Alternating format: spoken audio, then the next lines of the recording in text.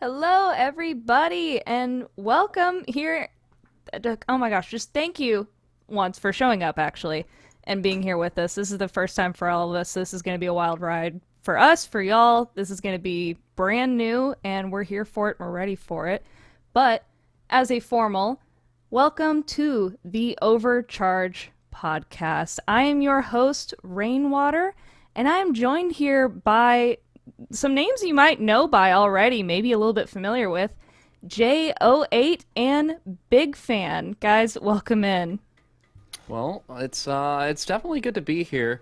Really excited to be here. For those listening around, my voice is associated with that J08 name, and yeah, I'm super excited to be here. It's definitely I'm glad that Godspeed is taking the step in the right direction. You see a lot of good ideas behind the scenes, but sometimes those ideas just can't work out due to logistics issues, whatever. But this was an idea I really liked, and I'm really glad to see that it's coming into fruition. We made it to podcast number one, and we have a lot of fun topics on the docket today, and really excited to get into it.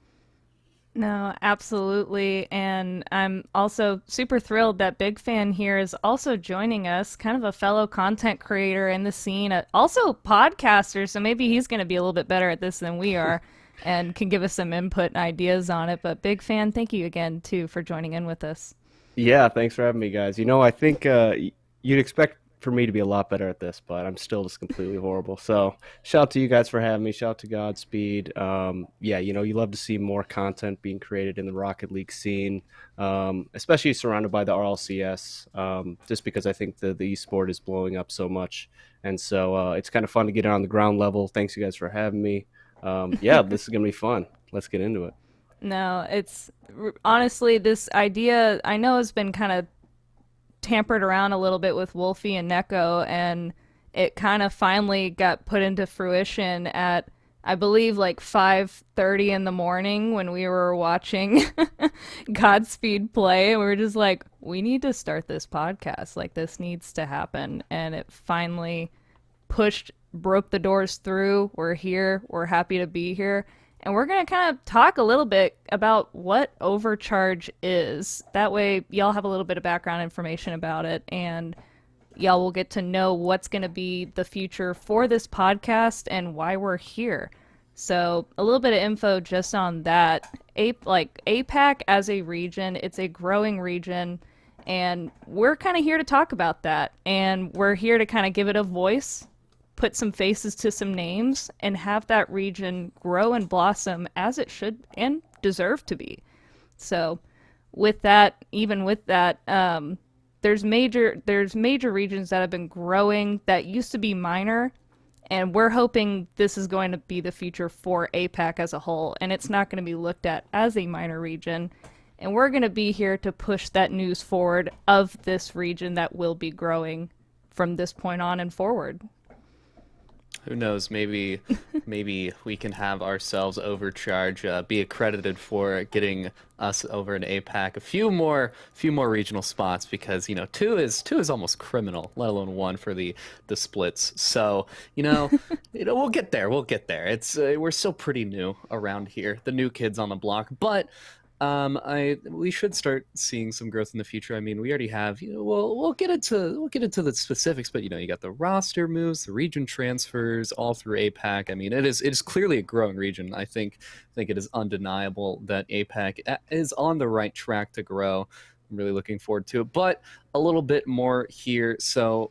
About overcharge, we just wanted to, as Rainwater said, cover a bit more on APAC as since it's growing, it's really important that people stay up to date on it. And it can be really intimidating sometimes to try and get to know an entire new region of Rocket League. Because I know when I started watching, ages ago, in Rocket League terms, back in around season three RLCS, it was hard enough to keep up with North America.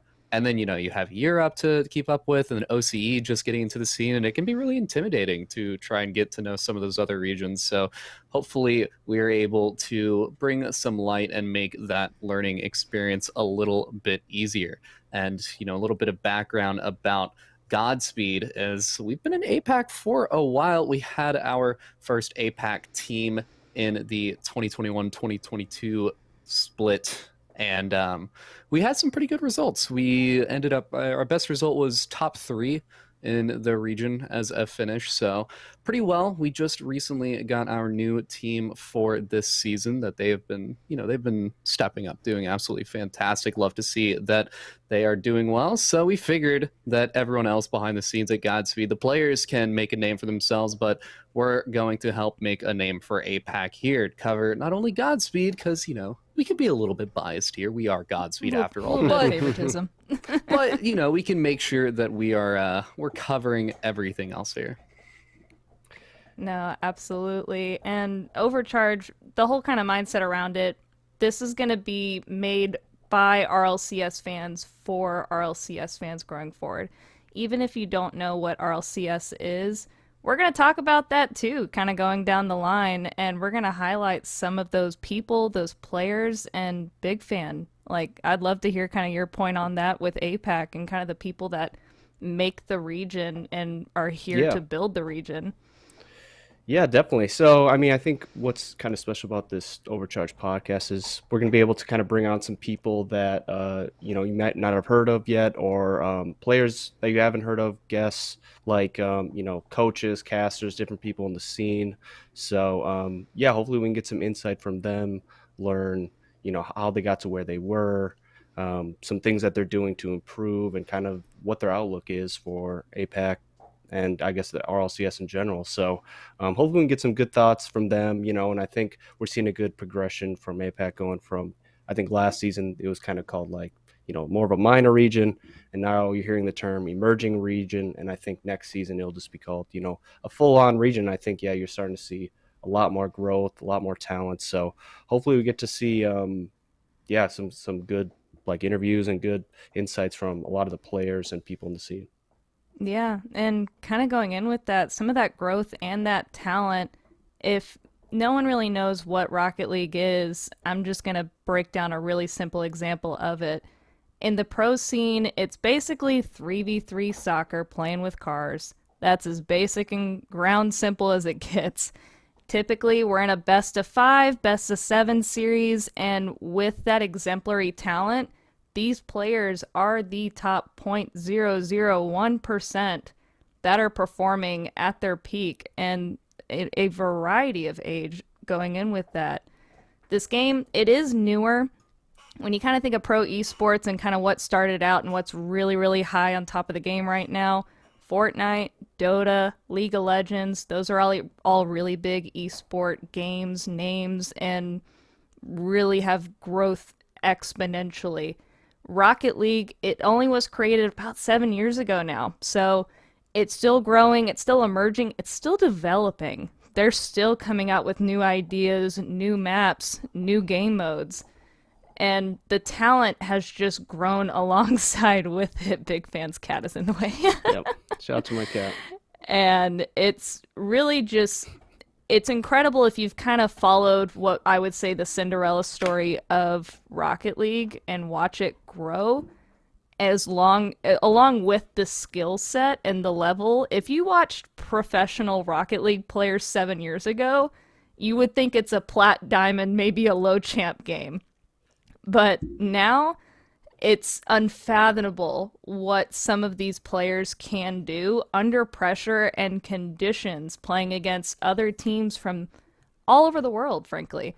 So it's really incredible, and it's been really just beyond words to be able to even describe how well the game's been growing, developing talent-wise, succession-wise, and what the future may be for us and may be for as a region, as a game, and what it's going to do to impact esports as a whole. But if anything, I kind of want to know a little bit more about the players. So one of the guys, if you can kind of take it over, what are we kind of talking about with the player base and kind of the statistics with that? So as for what exactly we're seeing for those unfamiliar with Rocket League esports in general, we'll give a little bit of a background, set the scene before we start getting into the specifics. So Rocket League in its most popular competitive mode is 3 versus 3. So most teams you'll see have 3 main players. A lot of teams have a sub. Teams will have coaches, managers to help improve the team, keep the team in check, schedule scrims and tournaments, and manage media, things like that. Every game of Rocket League is 5 minutes. That is, of course, assuming that there is no overtime, which can actually go as long as it takes for one team to be able to score that go-ahead goal in overtime. And what we normally see in competitive play is best of 5 and best of 7 games. So best of 5, best of 7 being the team to take the majority of the games in a 5 or 7 linked series, being 3 and 4 games respectively, will move on in the tournament to that next round, depending on the format. But hey, winning is always going to give you some sort of advantage. It's a step in the right direction for sure. As for a little bit of statistics on the players we normally see in these pro lobbies are the top 0.001%. That is a astronomically small number. I mean, that you're looking at the top, handful of players that are able to compete for those championship titles. So it's definitely very competitive considering how much the player base has grown since the game started in 2015. And Rainwater kind of mentioned it earlier that 7 years seems like a long time, but when you look at the other extremely popular esports, 7 years is fairly young. I mean, as far as consistency, you'll see a game come out, the esports scene will blow up, and majority of the time it'll end up dying down a bit. But Rocket League hasn't really died down. It improves in numbers every single season. So it's definitely been a bit of a staple in the esports community, I'd imagine. It's definitely a unique esport. For sure, you have the dozen different shooters that you can see, and if you understand one shooter, as far as watching esports goes, you'll generally understand most of them. But you have Rocket League, that it's a complete own genre of game.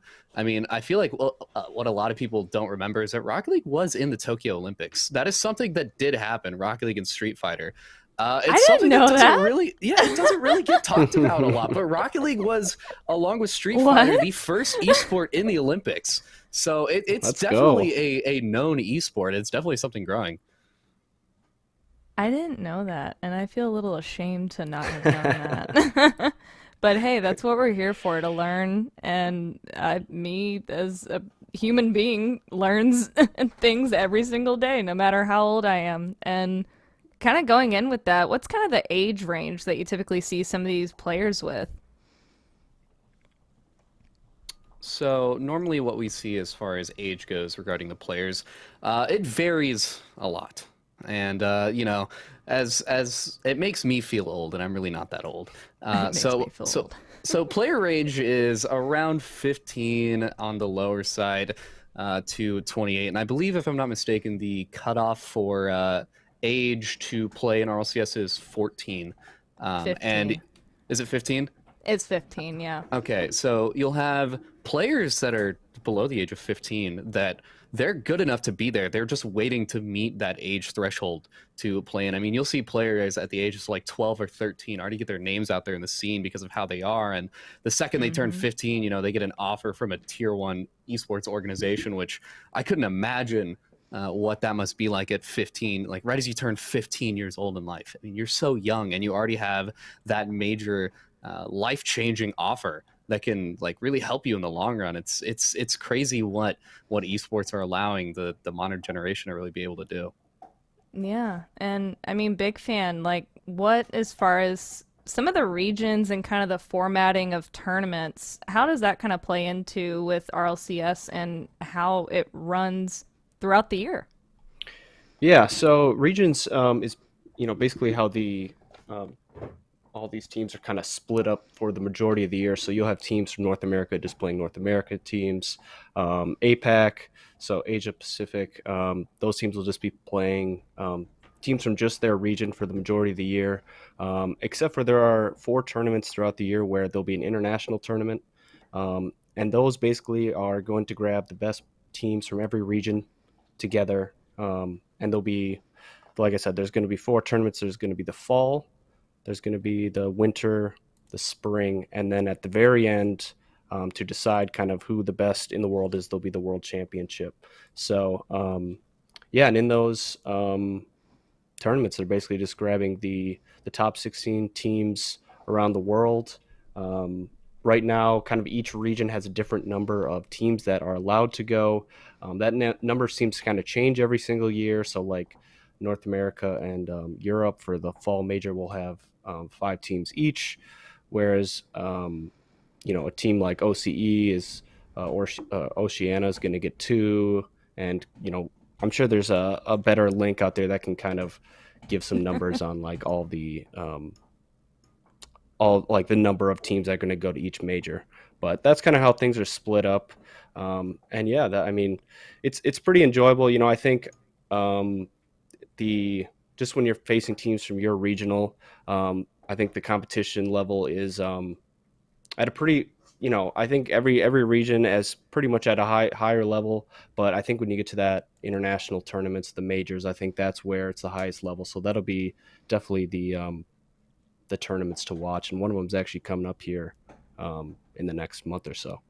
Yeah, we have the fall major coming up. It's in the Netherlands. I think that's kind of a first that's going to be up there. It's going to be really cold, and golly, you could not find me there.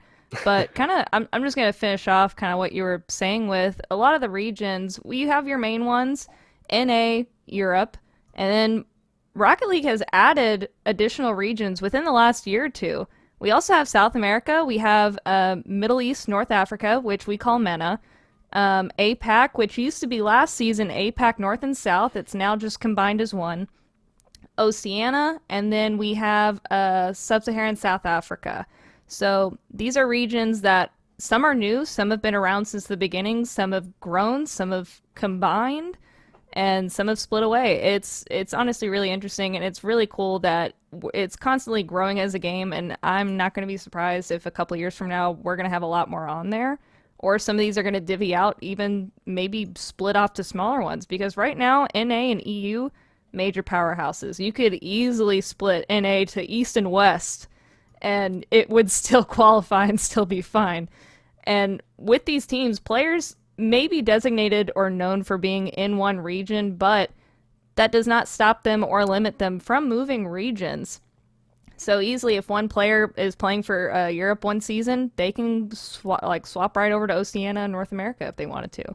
That is not under any limitations. And lastly, kind of with that, we have basically the seasons, fall, winter, and spring. Typically, there's 3 tournaments within each region for each season. At the end of that season, there's a major. A certain number of teams that qualify in the top of each region will be invited to these majors to perform. These teams are performing for RLCS points. I'm not going to get too deep into that because it is a dark hole that it goes down into. Yeah. But these players, they're not necessarily going out for wins on how many games won. It's games won in totality that will result in points. It is a point-based system. It is a complicated system. So that could be one whole podcast in itself. And then for the last kind of season that's not up there, which would be, I guess, quote unquote, summer, is when Worlds typically is happening. So the World Championship was in August. It was very recent, and it was BDS that won. So that was an EU team. They were formerly known as some of the best and greatest players to perform ever. And it's it's a little shocking to say the least, and how some teams and players can perform a month ago versus how they're doing now. And with that, we're going to kind of go into the next and talk about what teams kind of surprised us, who didn't show up to these last tournaments, like performance-wise. And this is going to be a new segment, and I'm super excited because this kind of came up with, it's going to be the sleepers, the supers, and the shockers. So we're going to try and rapid fire. We're going to be really quick with this. We're going to each kind of explain our own opinion. Who's the sleepers, who's the supers, who's the shockers.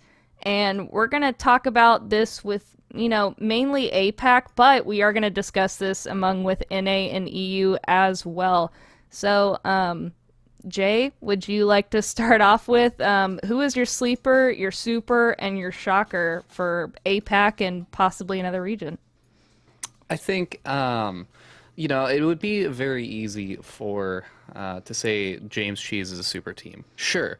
For those that don't know, James Cheese consists of Virtuoso, who came from Europe and moved into the APAC region to compete. Kami, who moved from OCE to play and compete. And then Renegades. to round it out, you have Realize, which Realize has just been a staple name in the APAC region as one of the best players in APAC for, I mean, as long as I can remember. Realize has been in the APAC scene forever. So, you have they built a international super team and decided to move to APAC. And it's hard to say that they're not a super team, and because they've won the 3 events this season thus far. So definitely a dominant team, only losing a couple games per tournament. They only drop a couple games, not in a series, in an entire tournament. The most recent invitational, they lost 0 games in the Swiss stage, and they lost 2 games in the playoff bracket. So they played 6 series of Rocket League, ranging from best of 5 to best of 7, and only lost 2 games. So definitely a super team there. Hard to say that they're not. I would say a sleeper team, a team to look out for recently has been Grace's Blaze Refine. They had a bit of a slow start, but they were putting up some good results in the most recent APAC tournament. They were. I don't like to say a team is lackluster, but they weren't putting up the results that they had wanted. And, come the invitational, it seems like they got themselves together. They almost took a win over Detonator, which is a very good team in APAC. They were able to beat Broccoli in a sweep, which was very surprising. And they couldn't quite find that same success in playoffs, but they are improving, and I'm very interested to see after the winter break where they fall. Finally, for let's see here. Who do I have as a shocker? How about let's look at Gaming Gladiators is shocking, but in an interesting way. Another team with a bit of a region transfer. You have OSM moving in to play on that team, as well as I believe Maxu also moved into APAC for. I'm not sure how long Maxu's been in APAC. I think Maxu's actually been in APAC for a little bit, but another super team that you would imagine would consistently be at the top 2 competing with James Cheese. And they do really good in the group stage, but when it comes to the playoffs, it seems like Gaming Gladiators are having a bit of trouble. They only got top 8 in the previous tournaments, so definitely interesting to see them not at the top where you'd think they would be. Yeah, I mean, the region, it's definitely way more different today than it was 2.5 months ago. And that's kind of something I'd like to talk about in the future with one of our podcasts, is kind of how this mega team of James Cheese has invaded, and it's shaping up to change things, but if anything, I think it's good and bad changes with it. But I'm not going to go way super close deep in with that one. But big fan. What would be your sleeper, your super, and your shocker? Yeah, I mean, I'm not going to disagree with everything you just said. I mean, those are great points. So I'm just gonna let those ride for APAC. I think those are great. I'll talk about EU because EU, we're coming up on the 3rd tournament, the Fall Invitational, a big tournament since a lot of these teams are still competing to actually go to the majors. So yeah, I'll start it out with the shocker team. I think that's going to be Quadrant. So Quadrant's actually sitting in they're in 2nd place right now in the total rankings. I think all right. So anybody that doesn't know who Quadrant is, first of all, it's going to be Cash, Exo, and Relating Wave. They started out Yeah. the year as Goldbridge Ball, a team that I think if you were really good, maybe you had them like in the top 5. I doubt many people had them in the top 5, though. I definitely didn't. And yeah, they actually went to the grand finals last tournament. I mean, they've looked really good. I think a big part of that is they actually brought on the analyst, Buttery Hotness. He's been around the Rocket League scene for a long time. He makes great content. I think he's one of the best analysts out there. So I think he's a big part of it. EXO stepped up a lot, so they're my shocker team. I really did not expect them to be in second place right now. Um, Yeah. as for let's see, I mean it's hard. You got Carmine Corp in first place, so it's hard not to put them as a super team. But I'm gonna throw one out there. I'm gonna throw Oxygen. I think they're a super team. I think they won the first tournament, and then unfortunately they didn't make the top eight in the fall cup. So Yeah. that's Archie, Jorias, and Oli. I think that team has a ton of firepower. Obviously, a ton of big names. And Oli, who is kind of a name that I think a lot of people were expecting big things from last season. So it's good to see him on a top five team now, and I think they are a super team. I think last regional was kind of unfortunate. I mean, I think everyone kind of has those tournaments now and again. Um, I think I'm throwing out auction because I don't want to say Carmine. Maybe I just want to do it for the content, something like that. And as for the sleeper, I think I'm going to throw G1 out there. G1 is the team of they're the Spanish team. It's got Mark Bait, Atomic, and Dorito. Mark Bait, who used to be on BDS, Atomic, who's always been like a high level player, and Dorito, who has been on some very good teams. But yeah, we're starting to see him shine as well. So they performed pretty well in the first tournament. The one loss they had was to Oxygen to go out. So who eventually went on to win, and that was a game 7. So I really thought that team had a chance to actually go to the grand finals. And then last, you know what? Last tournament wasn't all that great for them. They ended up going outside the top 8, but I really expect them to do well this tournament. So don't be surprised to see them make a run. They're currently sitting at 12 points overall, which is good for 7th. So yeah, I give them a good chance to actually make the major. I think it's kind of a long shot because there are so many teams competing for it, but I think G1's a sleeper team. Yeah, I mean, absolutely. They're kind of a new name, but within the territory of it. And I guess I'm kind of going to wrap it up with NA. Sleepers. So I had a different sleeper a week ago than I did today. A week or two ago, before this most recent tournament that NA just played in, I actually had Energy listed as a sleeper. And the reason for that was, their performance has kind of been declining since winter of last season. And I was hoping that it would kind of come up again, but they just had a drastic change. Sizz left or got kicked off. But the team wanted a big change. They made a big change. They did away with Sizz, and it seemed to have worked. But this most recent invitational, they did not perform well. Not as well as I hoped they were going to. For this fall invitational, they were at the bottom nearly. They barely squeaked by. They got done out by what I'm going to say as my sleeper, and argue with me if you want to. I think Team Axel might be kind of brewing or making something. No, honestly, and the reason why I say that is because I was a semi-Oxygen fan last season. I like Toasty, I like Gimmick. And they are on this new team. They have switched over, and they performed really well. They curb stomped Energy, and it was hilarious to watch. Let's go. And honestly, I really enjoyed it, and I thought it was refreshing seeing kind of a newer team, a rebranding of a team, enter in this season with that confidence to take out a mega team such as known was Energy. So I think, Axel, they might be a little bit undermined. I'm gonna call them a sleeper, at least this week. I'm gonna call them a sleeper. I like that. Good pick. Yeah, no, and shockers, Gen G is my shocker. I don't think anybody this season whatsoever expected Gen G to perform this freaking well.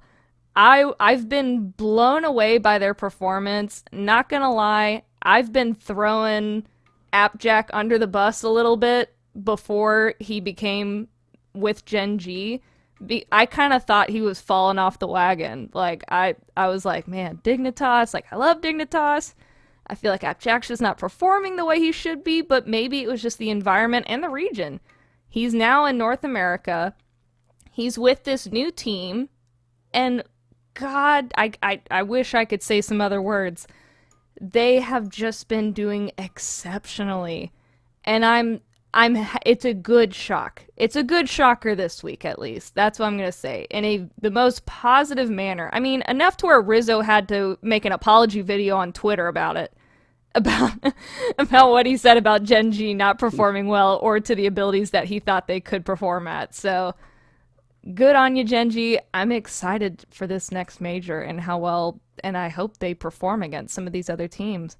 And as my last,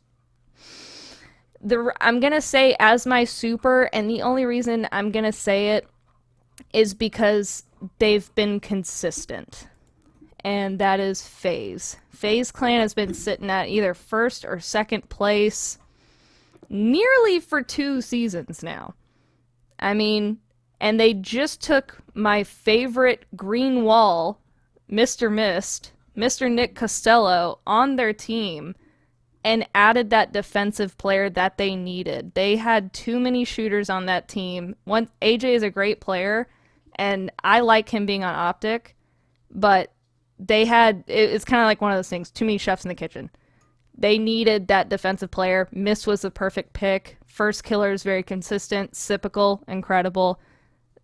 Right now, they have been consistently doing what they should be doing without falter. With Genji in the mix, we're going to have to see for the rest of the season and how that plays out. But that is my sleeper, my super, my shocker, as well as big fans and JO8s. And since we're kind of talking about tournaments, why don't we talk about some standings? Kind of like what has happened as far as this fall invitational just happening. And now we're kind of going into the major. Like, what is going to happen for APAC specifically? Who's up on the board? Who's kind of in the top, maybe top 8, I would say. Usually top 16 is what we look at, but I'll say top 8 because those are kind of the more known ones. And what changes have been beneficial with that and good for the region? So, if anything, Jay, take it away. So, going into a little bit about the APAC region, we've seen some interesting results, some unexpected results, good and bad. James Cheese, as mentioned before, consistently on the top. That's they're up there. Detonator and Gaming Gladiators in a very tight race for second place in the region. They're actually tied in points right now. Although APAC only gets one major spot in the seasonal majors, so it's not like the tie for second matters, but it is good to see that they're staying competitive. You have Godspeed and Tough Love up around those next spots. Nimit 55, Broccoli, rounding out your top 8. Can we sign a petition to change Aha's name? I hate saying it for some reason. Yeah, it's Aha's on the board. Yeah, there's actually one APAC Arena for those that don't know. APAC Arena is a bi-weekly tournament that Godspeed host during RLCS off seasons. That being said, we're about to have a little bit of an off season as there's only one team from APAC going to the major, so those will start back up soon. They're every other Friday. I would keep an eye out for those. But there was one matchup, and I forget who was on the second roster, but I had to cast a match between and Those are the two team names, and so it was terrible. It was definitely a time, to say the least. It was a little bit rough, but oh my god. Coming back a little bit to RLCS results, we see Gaming Gladiators. I kind of talked about it earlier in a close race with Detonator for second, and it's kind of the eyes are on Gaming Gladiators because they're a team that was supposed to be really good, and there's nothing wrong with being tied for second, but they, compared to other teams, you'd expect them to do a little bit better. So the question becomes, do Gaming Gladiators need to have any sort of roster move? And if so, who might Gaming Gladiators be looking to replace? And who would they be looking to replace that person with? Those are some good questions. Those are some spicy questions. Those Painful are great questions. I'll be honest. I watch a majority of North America and Europe. I do watch APAC occasionally, but I do not watch it nearly as much as it probably should be. So I'll let you Bad. guys take this one if about roster changes, because I can speak on some results in certain series, but in terms of kind of who's out there in the APAC player pool, I'm not exactly sure on that one. Well, that's fine. I'll brag a little bit. So, Godspeed. Uh, I knew who Kevin was before he joined Godspeed. I think that alone and him pulling in from Oceania and kind of changing up the region a little bit, clamps. That's all I'm going to say. Clamps, which is defense for Kevin out there. So hopefully he's watching that. But I think, honestly, Jay, you could disagree with me on this, maybe agree with me. I think it's good that there has been roster changes from other regions coming into APAC. And some people might be saying that it's diluting APAC and not kind of keeping the way of what it's from. But I think, if anything, it's increasing the bar and it's setting the level higher for these players to have to catch up to and run to now, where we want that skill level and that gap to be closed a little bit. And having some of these regions and players from other regions join into APAC is going to increase that skill level, set the bar a little bit higher, and it's going to make some of these people reach for the stars a little bit more. That's what we want to see. We want to see more of APAC and smaller regions into Worlds and making these rosters fearful. Make them a little scary. Make them not just be like, oh, brush off the shoulder, it's an APAC team. Oh, it's a Sub-Saharan Africa team. Yeah, nah. We want that fear. We want that to be a little scary. So I'm not going to speak of names yet, just because I want to see what happens going in a little bit more and farther. But if anything, I think roster changes and the moves that have occurred, even though they are a little bit detrimental and they hurt APAC a little bit with James Cheese up there, just making so much of a blowout in a scene, I think it's good. Ultimately, it's going to be impactful and it's going to be better in the long run with that. And Gaming Gladiators, I would say they have a lot of potential. I don't necessarily know if a roster move right now is what exactly they need. Because they bring in the region transfer. It's still a very new team. Not every team could be Gen G where you travel to another region and just find that success. That's not how it works. It's a project. So for the sake of Gaming Gladiators, will they need a roster move in the future? Maybe. Do they need one right now? If they're dying to, but I think they're fine at this point in time, especially considering that they're not It's so really early. yeah, they're not fighting for a region spot at this point. I mean, the lead that James Cheese has is just increasing as time goes on, and it's going to kind of become a catch-up race as the season goes on. And to touch on that a bit more, James Cheese, they've been getting less and less dominant as time goes on. I know I talked about in the most recent tournament, True. they only lost a handful of games, but it seems as if these teams are putting up more and more of a fight as these seasons go on, and it kind of becomes a matter of how long will James Cheese's reign last. Because now that the APAC, the 3 tournaments in the fall are over, James Cheese is focusing on Worlds. The international events. I'm just accustomed to calling them Worlds, but it's an international event, not to be confused with the World Championship, but Worlds, kind of. But Jay, think a little bit smaller too. Do you think they'll be able to make an impact will APAC with James Cheese kind of branding the name for them make an impact this fall major, do you think? I think they'll be able to. Yeah? Because a big thing to keep in mind as well is that the majority of players on James Cheese are located in Japan, meaning they can play scrims with on Western U.S. servers and be fine. So they geographically have themselves a bit more of an advantage of, say, teams located closer to the western parts of Asia Pacific. They're as far east as it gets. They're as close to the United States as possible. One of the 2 most competitive regions, just bar none. So they're at an advantage, and I think going into the fall major, they're going to be practicing against those teams that are willing to play on those US West servers. Because we talked about it before, James Cheese consists of players from around the world. They're a good team. Yeah. Teams from NA are going to want to scrim them. It's not something that James Cheese is going to have to beg for, like, oh, please scrim us, we need the practice.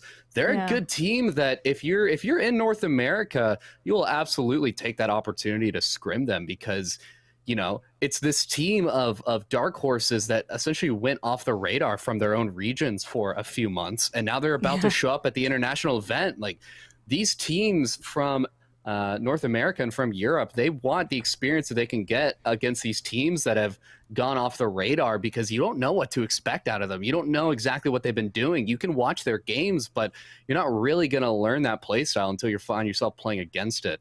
And with that, I think James Cheese should be able to show up. Will they win the whole thing? Who knows? Will they get top 8? I think they're capable of it. I think they'll be close. They definitely got a shot. It depends, because I want to be hopeful. Good and bad tournaments. So it's a true. little bit tricky, because you look at Oxygen, for example. I know we touched on that one earlier. They have their very dominant first place finish, and then next tournament they get top 11.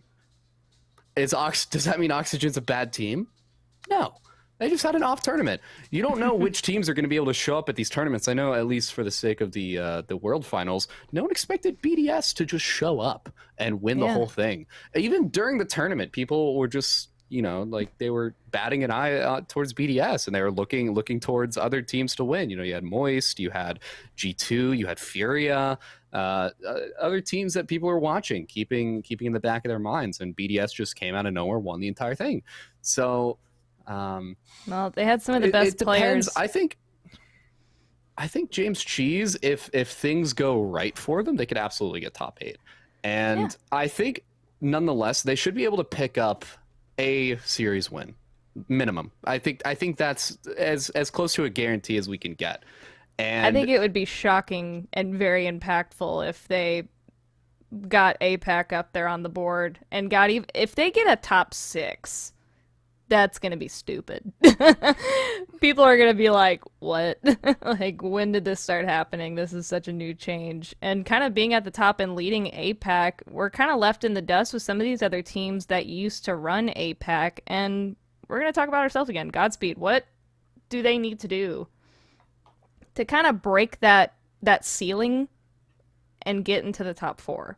And move up into a top 2, perhaps, to qualify for Worlds, or at least for a wild card. We want to go. Absolutely, we want to go. I think, for the sake of Godspeed, it seems like a really gimmicky answer, but I think they just need time. And the reason being is because Godspeed, they're proving themselves. I mean, watching them play, they have a phenomenal play style that they're just getting acclimated to. And I think the more experience they get with this play style, especially a lot of APAC-based teams have very sporadic play styles, meaning they kind of bounce back between different ideas of how to play the game. And sometimes that can help if you want to essentially confuse your opponents by changing how you play multiple times throughout the game. But a lot of the times, it'll lead to a lack of confidence in yourself. You're trying to bounce back between different play styles, and then you can't really take the time to hone in on one and focus, and so you're kind of spreading yourself too thin. So I think Godspeed, they're taking the time, and it seems like they are learning what they need to do. And they've shown that they can get top 4. It's not a matter of if they can or can't. They absolutely can. Yeah. And it'll definitely be interesting to see. One small note to keep in mind. We didn't really talk about it earlier. We talked about the over the seasons, the geographic seasons. There are 3 tournaments per region and then the 1 major. Well, a key part there is that in each season, it's a different format. So we saw the Swiss format feeding into a playoff bracket here in the fall, but you get to the winter and you have group stage. So you'll just have 4 teams in a group playing each other. It's not Swiss anymore. So it'll be interesting to see how Godspeed reacts to that format and see what exactly they're able to do. Yeah, no, it's going to be really good and it's going to be very forthcoming and impactful in a positive manner no matter what happens, regardless. We have some representation. We are growing. We are becoming not a minor region anymore.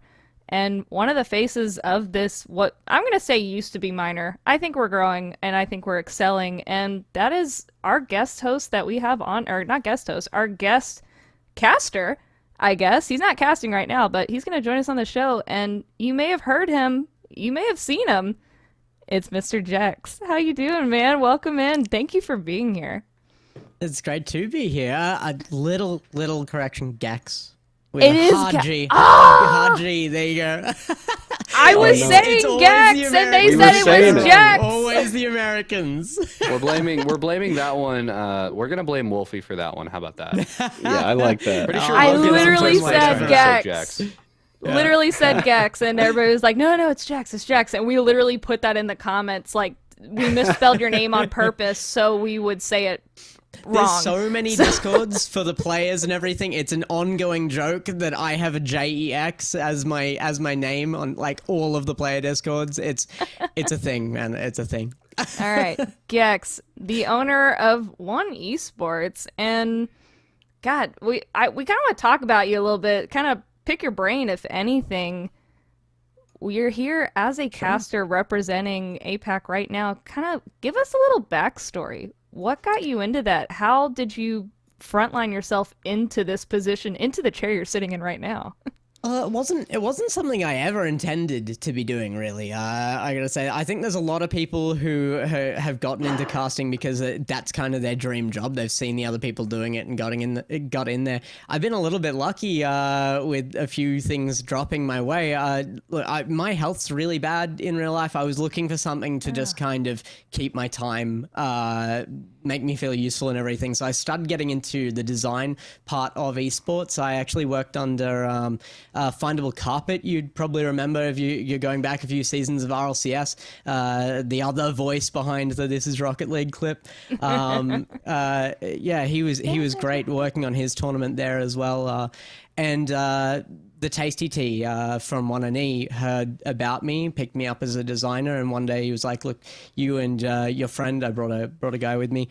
Funny, do you guys want to jump on the mics and try casting for our charity tournaments? Just a small section, doesn't matter too much. You can have fun with it." We were like, "This is a terrible idea. Let's do it." So, Hey, those are inspirational. yeah, those we are the jumped best into stories it. to tell. Yeah. And the other casters that were doing the main serious part, they said, "Look, you've got some talent for this. If you want some where to go with this, let us know. We'll hook you up." I didn't really want to go down that path, not straight away anyway. You gotta have your connections eventually. But I applied to some American tournaments, some lower level stuff, got in, cut my teeth on that, and then came back for the old APAC. Yeah, the APL back in the day. So yeah, it's been a long ride from there. I think I've been casting now for about 5 years. That's awesome. And I just want to bring up, you did mention it, 1NE. Like, talk about that a little bit. Like, kind of, I want to know what that org is and how you represent. Like, what is it to be, and what does it mean to be an owner of an esports organization? That's kind of a fairy tale for some people. I'm still working it out myself, honestly. It's another thing I never actually intended to do. I've been so welcomed into Asia that I felt the absolute need to give back. Obviously, 1&E was my first introduction into Asia as well. Back then, we were just a community org, and we owned the APL, the Asia Pro League. So we were like the premier organization at the time, really pushing Asia ahead.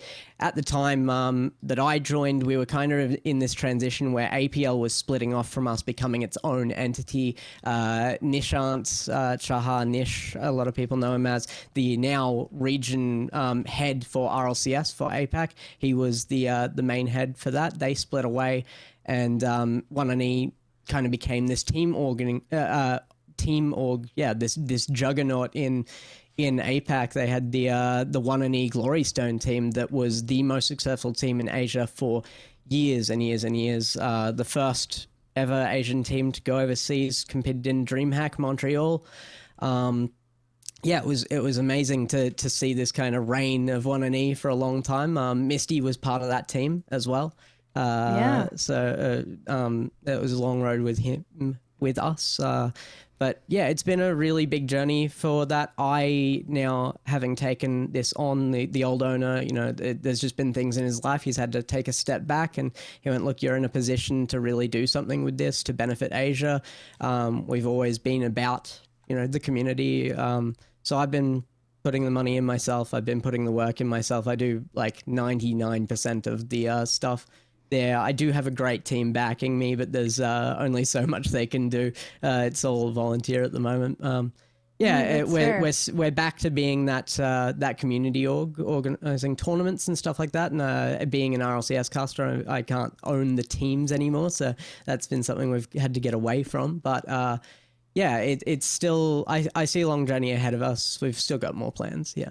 That's awesome. And big fan. I'm sure you have some questions as well. I do, yeah. Yeah.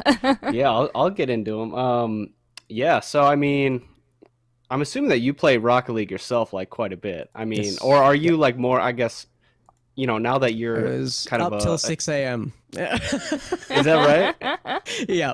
That's The awesome. grind, man. Yeah, all right, I got a few of them for you. I'll rattle these off. So, looking around the APAC scene, is there any like specific player that you like their car design the best? Their car design. I have actually had to think about this.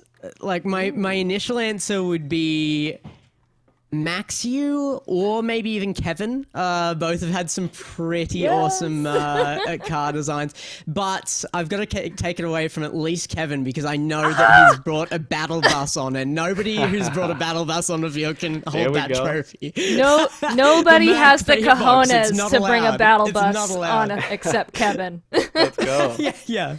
That guy's a I think monster. I think there's been a couple. I hate to say it, but APAC has represented the battle bus. Love it. You love to see it. All right, and now you specifically, is there any like Rocket League item that you think is like really underrated or that like you just love to An rock? item? The Halo. I do not run a car that does not have the Halo on it. Not That's one. a signature.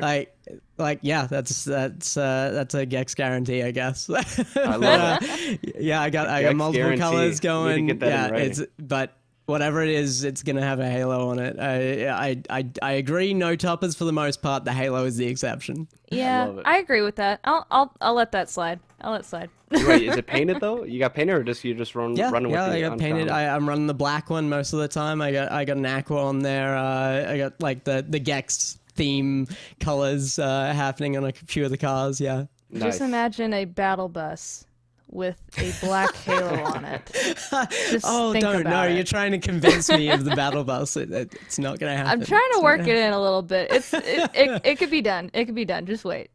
But All right. Jay, back over kind of with you too. I know we're all kind of trying to pass it around a little bit and ask a few questions. Yeah, the one question that I did want to get on the table is, you're gaining that experience working with the RLCS team when it comes to APAC. What exactly is the environment like behind the scenes? Is it pretty sophisticated, pretty professional, or do you guys like to have some fun little shenanigans behind the scenes? I will not show you the screenshots from that chat. Sure. There are secrets that we would bring us all down for sure. What's your Venmo? Everything is going to go down. How much do I need to pay you to reveal some of these secrets? There's a lot of fun back there. Honestly, I don't think we keep it too professional. I think that's the right way to put it. Like, we do have a lot of fun with each other. I think we're all close friends there. Bass and I got into a bit of a fight over the whole who was the big contributing player to the loss of the Gaming Gladiators thing. Ooh. But we love each other. We are all like big friends. We talk outside of RLCS, and it's a very, very. There's a lot of jokes being passed around, and for the visitors we've had to the APAC RLCS, when they see the chat that goes on in the background while we're casting, even a lot of the guests have just been like, yeah, this is really fun environment. Well, that's what you want. Kind of just something chill and relaxed, and it's it good not helps, to take like- yourself so seriously. It helps exactly. de-stress.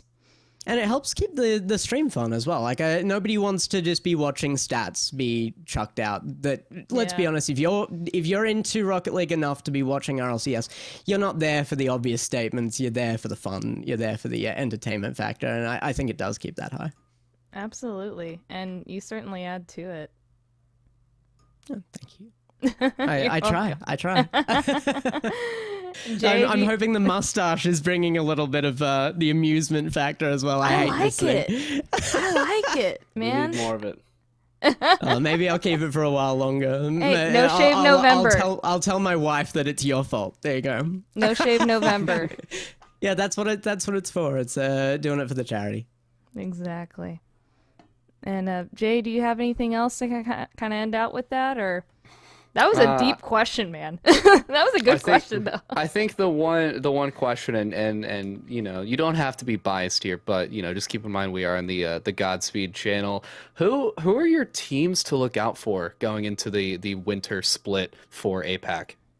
I have always been a backer. I mean, I can't not back my own boy Misty. Like he's been in the background for 1&E for so long as well. Like he's done so much for the community. He's gone away. He's gotten so good. Like you guys are at the top of that list for me. I think backing that up, one of the biggest improving teams that are still in that top 8 section as well. They've already got that head start over some others. Has to be for me. Making a top 4 finish last time. Yeah, I think both of you guys really leading it up. Maybe a little bit of bias to the APAC South side. I did see in the list of potential questions there, what's your spirit animal? Can I just shout out Gecko? That's the one that you wanted the whole reason for the Gex. Yeah, that's Been waiting for it the whole time. Yeah. It's the story for Gex. If you're from the 90s, you know the video game. It's fine. I love it, and I love how that was like, I want to talk about this. I'm 30 next year. I'm old. I have to acknowledge the heritage. Hey, that's fair, and I'm glad you at least put our name up there, because I was about to say, man, I got some words to pick with you. It would be after everybody hard voting for anybody Detonator a not to. few weeks ago. Hey, it wasn't me. You want to pull a clip? No, that day it was because of Misty, and he played phenomenally. That was unbelievable. Everybody was like, well, if they can do that with a broken hand. Exactly. I was hosting the watch party, and I was like watching all of y'all up there, and everyone said Detonator. I was like, no! Like I was like screaming at the TV. And I'm like, not one person said Godspeed. Yeah, and that's I don't often regret picks. I'm quite often happy to be wrong on them, but I don't often regret the picks. Definitely regretted the Detonator pick on that one. They deserved the one at least. well, good. At least you regret it, and you know, moving forward. Yeah. So. But man, Jex, thank you. Gex. Oh my God, I did it. I did it. That was intentional. Oh no, it wasn't. I actually tried. I tried to be It sincere. would be on Gex. brand for me for you to have been joking about that. Well, yeah, you just need to market that and make a lot of royalty money off of it. Yes, exactly. I'll just do trademark both. both names. Yeah, do both. Gex, thank you so much for taking time out of your day, joining us, answering some of these burning questions. Knowing what your spirit animal was definitely at the top of the list, but Huge. The gecko. it's been a pleasure to have you on here. Yeah, and great to come on. Yeah, and actually get to kind of speak with you on what's going on in the world behind the scenes with APAC and what's going to happen moving forward, perhaps. So, thank you. Thank you. We'll catch you guys Thanks later. for coming on. Catch you guys later. Yeah, and bye. Gex. Yeah. Gex. Everybody say it. Gex. Gex. Gex. Yeah, yeah. Gex. There we go. We got it. We Glad got it. We learned got it this time. But yeah, we finally got that. And after wrapping up that craziness that just happened, I think we need to kind of finish out the train of questions, our thoughts with what craziness has been happening in these regions. Like Gen G dominating the scene. How surprised, like, it was shocking, it was surprising. I kind of brought it up earlier. Like, what have been factors into this domination? Who are other dominant craziness factor? I mean, there's been a lot of craziness, a lot of chaos that's been happening in the NA EU realm. We need to talk about it. Whoever wants to go. So, It's easy to start with North America because, they've had three tournaments to look at. EU is still waiting for their third. So a bit more results to look at in North America. And it's interesting to see there are more teams that are finishing in inconsistent spots than not. You have Yeah. FaZe first, second, and top eight. Gen G is one of the most consistent teams with two top two finishes and the recent win. You have Hmm. G2 with two top fours and a top 11. Space Station's been consistently Yeah. top four. Furia is around top eight with one exception, a little bit lower. They're not Um, doing as well as I thought they were going to, honestly. I which is thought Furia was going to interesting. be really up there. Especially like, with how well they did at Worlds, it was I think everyone was backing them. I think they just everyone understood that Furia was going to be a top team in North America whenever they went through that region transfer, and then all of a sudden they're middle of the pack, right around NRG right now. I mean, but those things happen. BDS got wiped out like in the first round of the spring major, and then they won Worlds. Like we thought they fell off, and then they were up on the top podium, holding up a trophy, winning it all. So it happens that way. But yeah, I'm not gonna lie, I'm a little disappointed. I had higher expectations, and I was hoping Furia entering the scene was gonna be more impactful. I thought they were gonna have a harder punch. It's kind of been a little like hitting a pillow on somebody. Like they're there, but it doesn't hurt enough. Yeah, that's It very is. surprising to not see them.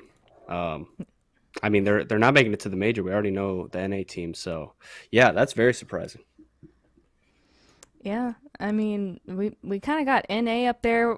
G2, kind of looking a little teetery, especially after getting 4-0'd by Gen G. They've been, I mentioned FaZe, being consistent. G2 has also been very consistent and have been very consistently in second place. They cannot get a first place for the life of them, even at Worlds having another opportunity with that. But it seems like they're kind of gonna be in somebody else's shadow again, possibly this season. And we're gonna have to see potentially a change, potentially Gen G continues dominating. Space Station is rising. They're now not a top 8, they're becoming a top 4. Version 1, consistent. They're kind of up there as well, staying up there in the top 4, top 6. They won one of the recent the Fall Cup. Was it the Fall Cup or the Open? They Yeah, won the one of cup. those. Yep. Yeah, the Fall Cup. I mean, kind of some names that were in the 6th to 8th place range. They're kind of pushing up a little bit. Some of those names that were in the top 4 kind of going down a little bit. And it's going to be interesting to see. I know we're at the beginning of the season, what goes on and goes forward from there, but Europe, I haven't been tracking it as much. Maybe I'll have a little bit more input on the European sector on the side because I'm a little behind. Not gonna lie. Yeah, I mean, talking about Europe, I've already kind of talked about some of the teams over there. Um, I think one of the big question marks over in Europe right now is team vitality. So they didn't actually qualify for the first tournament, so that was huge. And obviously, they didn't get any points towards the major. But then actually, last tournament they ended up top four. They actually beat some solid teams as well. They beat Oxygen, who I mean, some people said that they were having an off performance, but they also beat Moist. As well as Yeah. the other two big ones were EG and Tundra, and they end up going to Game 7 against Quadrant. So um, I think yeah, that they're kind of a big question mark team. You know, how is Sazen going to do on that team? Especially with kind of the inevitable move of Zen coming onto the team. So I don't know. That team really is. I just have no idea. They could, go to another top four, or even a championship, or they could go outside top 8. That's definitely a possibility. So, Those um, are some teams I've been hearing more and more. Tundra, Quadrant. mhm. Those are names you did not hear spoken of last season at all. I saw Quadrant, but they were like at the bottom of the top 16, in and out occasionally. But yeah, these are kind of two teams that are kind of hopping in here, replacing some old names and making some new teams and headlines from it. I'm kind of here for it. I'm excited, and I like seeing new teams, Yeah. especially making a domination and a presence. V1 perfect example. They came in on the scene hot and heavy. Moist did as well, and they did well. And kind of with that too, Moist, I'm a little disappointed. Not gonna lie, I'm a little mad about that team. I'm a little salty about Batir still. Yeah, that Vatira move, and obviously it's working out well for him. I mean, Yeah. Carmine's currently sitting in first. They just won the last one. They're looking pretty dominant. They're probably, I don't know. I The mean, new BDS? they seem to be the new BDS, and who's BDS the new team? You know, I like who are they the new of? Because they're Ooh, they're yeah. looking pretty rough. I mean, 2 top 8s, but that's as far as they went. I mean, I don't know. I mean, Yeah. BDS they're tied with 5th. Are they the new energy? I think that could be. That The definitely new- could be. Ooh, that's not a good thing to be the new energy. And That also, is not a compliment. I think there is something about teams that were dominant kind of last season, and then going into a new season, they always start out. They always do okay, but they always kind of like as the season goes on, they seem to get worse and worse. Like Energy and Vitality, like RLCSX, they were actually the 2 teams that won their regional championships because there was no worlds. Yeah. And then the next season, I mean, you saw Vitality go all the way down until they just got this new roster move this season. And then NRG really, like, they made the fall major and they actually went to the championship. But after that, they really went downhill Yeah. pretty consistently. So I don't know. I hope that doesn't happen to BDS, but with, like, the tweets coming from Seiko and Monkey Moon kind of hinting at, like, well, yeah, I should have retired after we won the championship, things like that. You got to worry that the mental Yeah. just isn't in the right place. Yeah. Yeah. And you kind of were even bringing up some big names. What used to be, at least, considered an absolute powerhouse of a team has not been showing up. And that's Solary. The new Solary is K-Dop, Fairy Peak, and Chaussette. What I would think would be a pretty disgusting team. And when I say disgusting, I mean that in the absolute best way possible. Like they're nuts. Like they're disgusting. Like they're so good. They're just too good. They're not really doing that well. I think they're like 12th or 13th, which when you're saying you're the 12th or 13th best in Europe, that's pretty good. But in total standings, they're not really showing up. But kind of like what you just said, Big, some teams they start out here in the beginning of the season and then they go down, and then some teams they're down here and they go up throughout the season. So maybe they just need to get a feel for it a little bit. And some of these teams may go up, go down, even out a little bit in the middle. We're not sure. Yeah. Yeah. For how big those names are, that's really surprising. Yeah, but just sometimes you gotta put the horse down. People gotta retire. Oof. Ouch. I love K-Dop, don't get me wrong, and Fairy Peak, I love them too. They're monsters, but they just you gotta hang up the controller sometimes on the pro scene and just. I'm not even gonna talk about Squishy. I I'm want not to even throw gonna talk one about thing him. out there real quick. Talk about a team that nobody's even talked about. Dark Zero over in North America. The team Oh, of yeah. Turbo Pulsa, Zanil, and J-Pow. Yeah, Oh, they're still a team.